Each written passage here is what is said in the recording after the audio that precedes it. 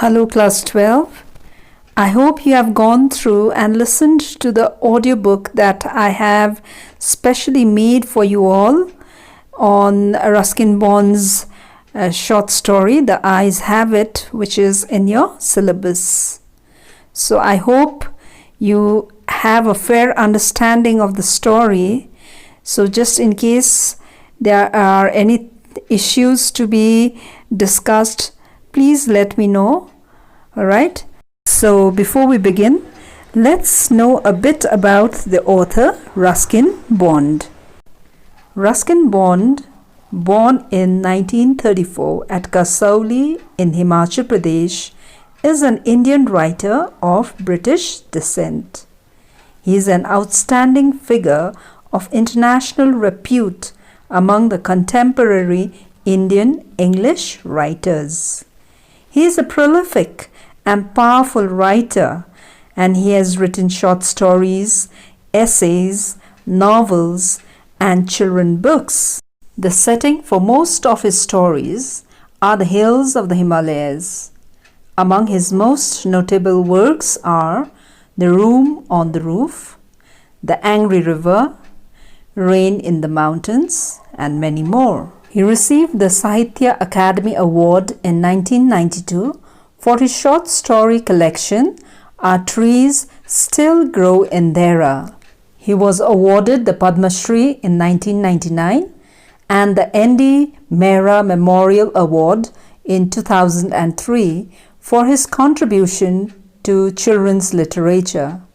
Ruskin, a versatile writer and a man of colorful personality, is still very active. He now lives in Mussoorie.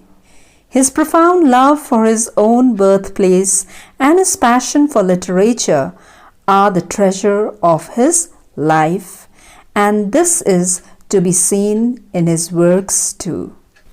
Now let me give you a gist, the summary of the story, The Eyes Have It.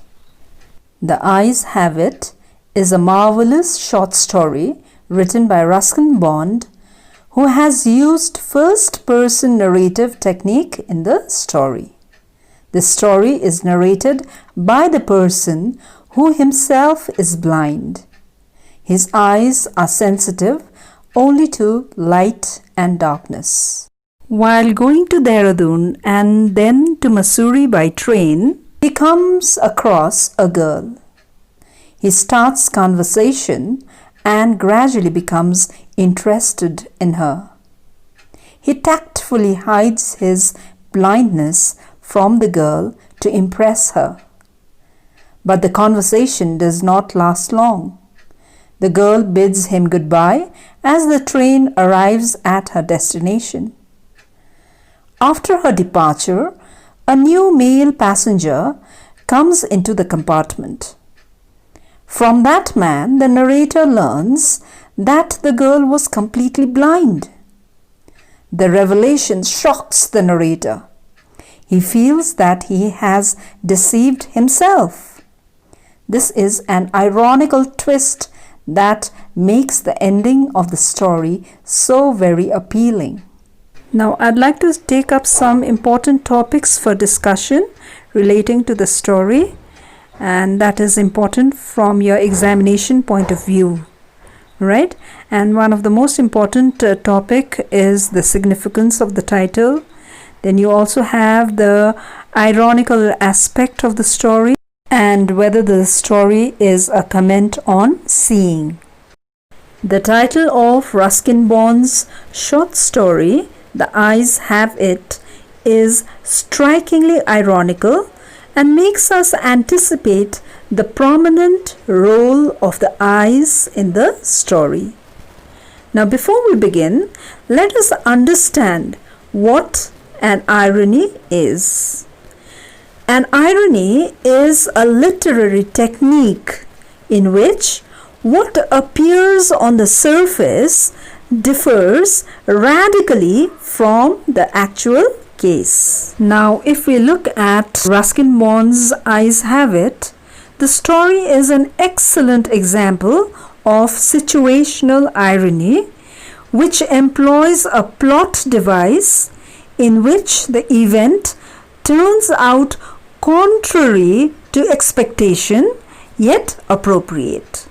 Ironically, the author employs two blind people as his protagonists, yet neither know that the other is blind.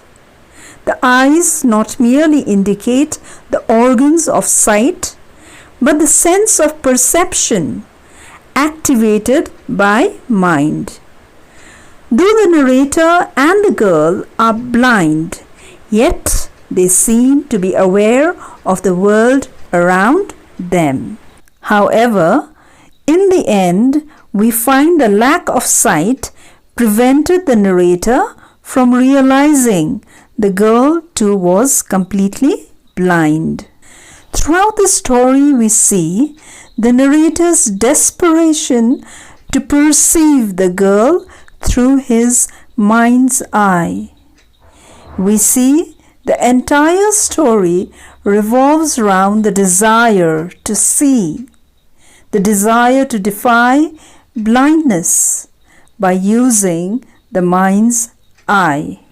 Thus, we can also say that the story is a comment on seeing.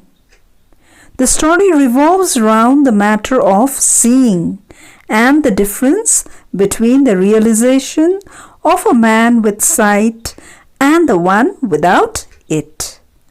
So the title of the story, The Eyes Have It, is appropriate and rightfully justified.